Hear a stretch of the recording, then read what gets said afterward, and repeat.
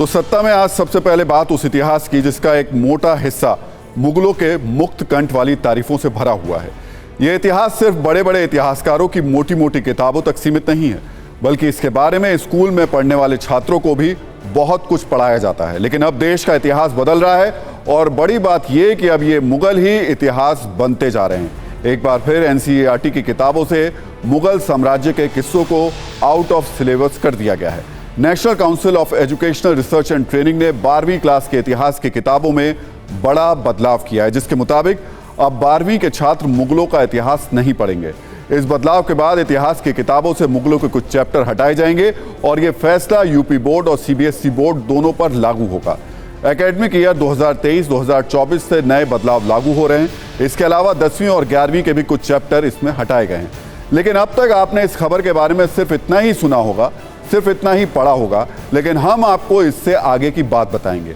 आज हम आपको सत्ता में दिखाएंगे कि जिन चैप्टर को हटाया गया है वो कौन से थे और उनमें असल में बताया क्या गया था। 12वीं कक्षा के इतिहास की किताब के themes of Indian history part 2 से किंग्स एंड क्रॉनिकल्स यानी मुगल दरबार से संबंधित चैप्टर्स और टॉपिक हटा दिए गए हैं।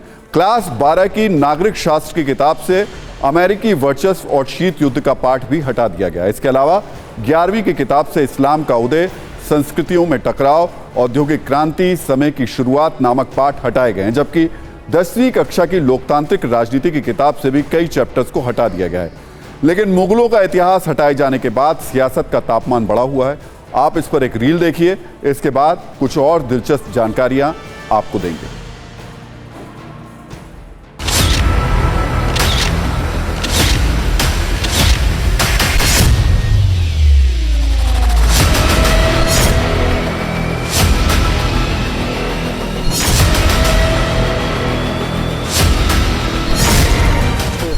के छात्र अब मुगल शासकों के बारे में नहीं पढ़ेंगे क्योंकि एनसीईआरटी ने सिलेबस में बदलाव करते हुए मुगल शासकों का जो इतिहास पढ़ाया जाता था वो उसको हटा दिया है। शासक और इतिवृत्ति 16वीं और 17वीं शताब्दी का जो मुगल दरबार उसमें दिखाया गया है, ये पूरा चैप्टर देखिएगा, ये पूरा चैप्टर हटा दिया गया है।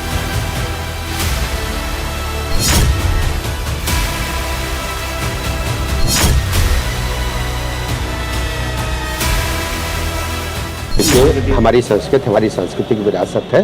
हम अपने सभी नई पीढ़ी को अपनी विरासत से परिचय कराना चाहते हैं। पुराने काल में हमारी संस्कृत से लोगों को वंचित किया जा रहा था, लोगों को बताया नहीं जा रहा था। हम अपनी असली संस्कृत को लोगों तक पहुंचा रहे हैं। करते हैं करें, सच बताना, सच दिखाना, सच पढ़ाना यह दायित्व है वर्तमान का और वो निभाया जा रहा है।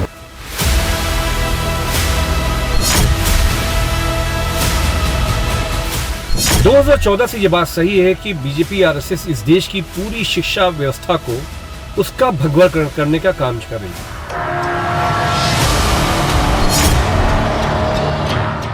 अमित शाह जी हो या नरेंद्र मोदी जी हो या भारतीय जनता पार्टी की सरकार, ध्यान पलटने के लिए कभी मदरसा, कभी धर्म परिवर्तन, कभी दंगे फसाद।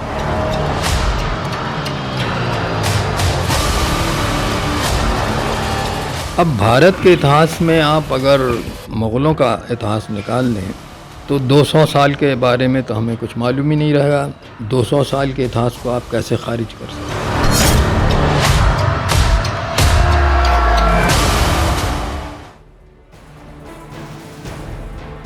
अब 12वीं की क्लास से जिन मुगलों का इतिहास हटाने पर सियासी गदर मचा है उसके बारे में भी हम आपको बता देते हैं। Themes of Indian history part 2 से जो चैप्टर हटाए गए हैं वो है अकबरनामा और बादशाहनामा। अकबरनामा मुगल शासक अकबर की जीवन गाथा पर आधारित है, जिसे उनके ही दरबारी विद्वान अब्दुल फजल ने लिखा था। इस अकबर गाथा को 3 हिस्सों में बांटा गया था, जिसमें पहला हिस्सा था हिस्ट्री ऑफ मैनकाइंड, जिसमें अकबर के शासन के पहले 30 सालों का जिक्र था। दूसरा हिस्सा था अकबर के शासन के 46 वर्षों पर आधारित, जबकि तीसरा हिस्सा आईने अकबरी अकबर के प्रशासन पर लिखा गया था। इसी तरह बादशाहनामा नाम का ये चैप्टर भी 12वीं क्लास के जो चैप्टर से जो किताब थी उससे हटा दिया गया, जो मुगल शासक शाहजहां की जीवन गाथा पर लिखा गया था। इस बादशाहनामा को शासनकाल का प्रामाणिक इतिहास माना जाता है और इसमें शाहजहां के 20 वर्षों के शासन का जिक्र था। अभी तक ये सारे अध्याय 12वीं क्लास के छात्रों को पढ़ाए जाते थे, लेकिन अब ये चैप्टर इतिहास की किताबों में बंद हो गए। आज हम आपको भारत में मुगलों की फैक्ट फाइल्स के बारे में भी जानकारी दे देते हैं, जिसका एक बड़ा हिस्सा क्रूरता और जुल्म से भरा हुआ है। लेकिन इस देश में बैठे ऐसे कई बुद्धिजीवी हैं जो मुगलों को अपने सेलेक्टिव चश्मे से देखते हैं और उनका गुणगान करते हैं। आपको बता दें कि साल 1526 से 1857 तक भारत पर मुगलों का शासन रहा। सबसे पहले बाबर ने लोदी वंश के आखिरी बादशाह इब्राहिम लोदी को हराकर मुगल साम्राज्य की नींव रखी और इसके बाद करीब 330 वर्षों तक 15 अलग अलग मुगल शासकों का शासन भारत में रहा। मुगल शासक अकबर को मुगल साम्राज्य का सबसे चर्चित शासक माना जाता है, जिन्होंने 49 वर्षों तक भारत पर राज किया। इस दौरान उन्होंने मुगलों के साम्राज्य, राजनीतिक प्रभाव और सैन्य क्षमता में इजाफा किया। 5वें बादशाह के तौर पर शाहजहां का शासनकाल भी 30 वर्षों तक रहा। शाहजहां के दौर में सबसे ज्यादा निर्माण कार्य कराए गए और इसी दौरान ताजमहल, लाल किला, जामा मस्जिद समेत कई बड़े निर्माण किए गए। इसके बाद जिस मुगल शासक का शासन आया उसका इतिहास खून से सना हुआ है। ये शासक था औरंगजेब, जो मुगल साम्राज्य का छठा बादशाह था। 48 वर्ष के क्रूर अपने शासनकाल में उसने लोगों पर खूब अत्याचार किए, जबकि बहादुर शाह द्वितीय 20वें और अंतिम मुगल सम्राट रहे। 1857 में अंग्रेजों ने बहादुर शाह जफर को हरा दिया और साल 1857 में भारत में मुगलों का शासन खत्म हो गया। इसी मुगल शासन के बारे में आज भी बच्चों को क्लास में पढ़ाया जाता है। मुमकिन है आपने भी इसे पढ़ा हो, लेकिन अब यह इतिहास धीरे धीरे आउट ऑफ सिलेबस हो रहा है। इससे पहले अप्रैल 2022 में सीबीएसई ने 9 से 12वीं तक के पाठ्यक्रम से मुगलों से जुड़े कई चैप्टर हटा दिए थे, जिनमें क्रूर बादशाह औरंगजेब और शाहजहां को महान बताया गया था। आज एक सवाल यह भी पूछा जाता है कि आखिर हमारे देश के इतिहास में मुस्लिम आक्रमणकारियों का इतना महिमा मंडन क्यों हुआ और उन्हें हराने वाले ऐसे वीर योद्धाओं के बारे में कम क्यों लिखा गया।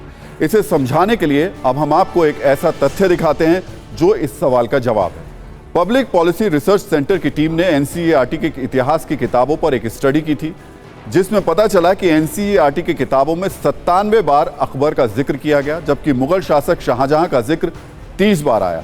औरंगजेब, जिसके राज में मंदिरों पर सबसे ज्यादा हमले हुए, उसका जिक्र भी एनसीईआरटी के इतिहास की किताबों में 30 बार किया गया, जबकि इतना महत्व हिंदू वीर योद्धाओं को नहीं दिया गया। इस स्टडी में यह भी पता चला कि इन किताबों में छत्रपति शिवाजी महाराज का जिक्र मात्र 8 बार किया गया और महाराणा प्रताप का जिक्र सिर्फ 1 या 2 बार किया गया। लेकिन धीरे धीरे अब इसमें बदलाव किया जा रहा है और मुगल शासकों की हिस्ट्री डिलीट की जा रही है। इस कदम को इतिहास का करेक्शन कहा जाए या ये इतिहास का सफाया है, इसे लेकर बहस जारी है। आप क्या सोचते हैं? हमें टैग करके सोशल मीडिया पर बताएं। हमारे न्यूज़ मित्र सोशल मीडिया पर थोड़ा वोकल होंगे तो देश में चल रहा ये विमर्श थोड़ा और गहरा हो जाएगा।